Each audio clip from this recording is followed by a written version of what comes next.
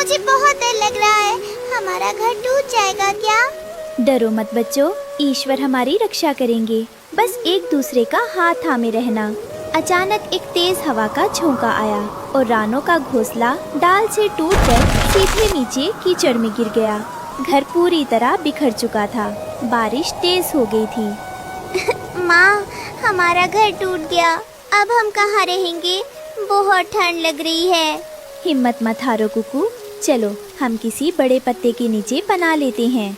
रानो अपने बच्चों को लेकर एक अरबी के बड़े पत्ते के नीचे बैठी थी। बच्चे भूख और ठंड से सिसक रहे थे। रानो की आंखों से आंसू निकल रहे थे।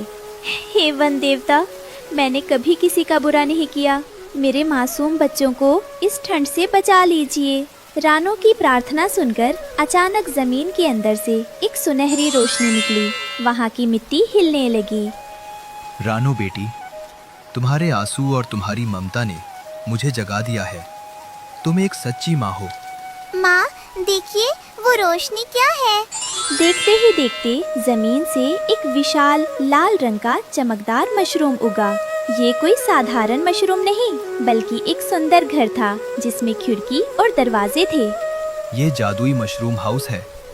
ये सिर्फ सच्चे और जरूरतमंदों को पनाह देता है। जाओ, इसमें रहो। धन्यवाद वन देवता, आपने मेरे बच्चों की जान बचा ली।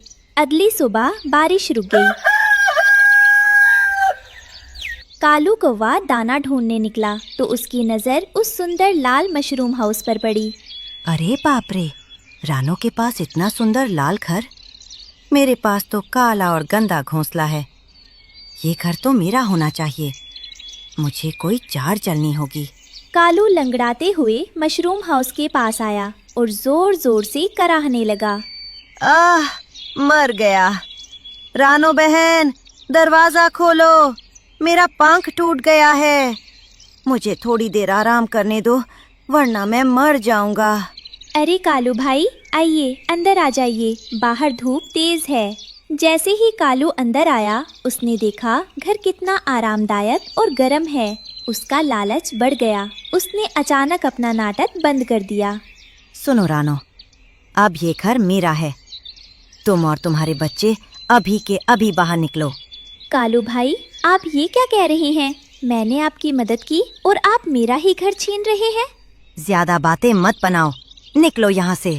कालू ने धक्का देकर रानो और बच्चों को घर से बाहर निकाल दिया और दरवाजा बंद कर लिया। रानो और बच्चे फिर से बेघ हो गए।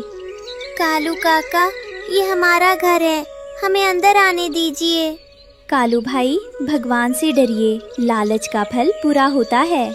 घर से निकाले जाने के बाद रानो और बच्चों को छिपने के लिए कोई जगह नहीं मिली। मजबूर होकर वे एक कांटों वाली झाड़ी के नीचे बैठ गए। बारिश फिर से हल्की हल्की शुरू हो गई थी। माँ, मेरी पीठ में कांटा चुभ रहा है, यहाँ बहुत चुभन हो रही है। थोड़ा सब्र करो बेटी, अपनी माँ की गोद में सिर रख लो, यहाँ कांटा नहीं लगेगा। माँ, देखिए हमारा घर कितना सुंदर चमक रहा है और कालू काका अंदर मजे कर रहे हैं। क्या भगवान ये नहीं देख रहे? कालू मजे से मशरूम के नरम फर्श पर लेटा था। तभी अचानक घर हिलने लगा। जादुई मशरूम का रंग लाल से काला पड़ने लगा। अरे, ये घर हिल क्यों रहा है और ये दीवारें सिकुड़ क्यों रही हैं? मुझे सांस नहीं आ रही। मशरूम हाउस ने कालू को चारों तरफ से जकड़ना शुरू कर दिया। घर अब एक काले पिंजरे जैसा बन गया था। घर के अंदर भयानक गर्मी और घुटन होने लगी। दरवाजा अपने आप खुला और एक अदृश्य शक्ति ने कालू को जोर से बाहर फेंक दिया। धड़ाम! बाप रे, ये घर तो भूतिया है। तौबा तौबा, मुझे नहीं चाहिए ऐसा घर। कालू जान बचाकर वहाँ से भाग खड़ा हुआ। कालू के जाते ही मशरूम हाउस फिर से सुंदर और लाल हो गया। रानो और बच्चे समझ गए कि जादुई घर ने उनकी रक्षा की है। देखा बच्चों, बुराई चाहे कितनी भी ताकतवर हो, सच्चाई का घर कभी नहीं तोड़ सकती। हाँ माँ, ये जादुई घर जानता है कि इसका असली मालिक कौन है। जादुई घर से फेंके जाने के बाद कालू कौवा सीधा जाकर एक गंदे कीचड़ के गड्ढे में गिरा। उसका पूरा शरीर काले धुएं और कीचड़ से सना हुआ था। वो अब कौवा कम और जला हुआ कोयला ज्यादा लग रहा था। बारिश की ठंडी बूंदें उस पर गिर रही थीं। टर्र, टर्र। अरे भाई, ये कौन सा नया जानवर आ गया? तुम तो बिल्कुल जले हुए तवे जैसे लग रहे हो। चुप कर मेंढक, मैं कालू हूँ, इस जंगल का सबसे चालाक पक्षी। मेरा मजाक मत उड़ा। चालाक? चालाक लोग महलों में सोते हैं, कीचड़ में नहीं। लगता है तुमने किसी का बहुत दिल दुखाया है, तभी तुम्हारी ये हालत है। मेंढक पानी में कूद गया। कालू ने दूर देखा। रानू का मशरूम हाउस सुनहरी रोशनी में चमक रहा था और उसमें से बच्चों के हंसने की आवाजें आ रही थी। उस मेंढक ने सही कहा।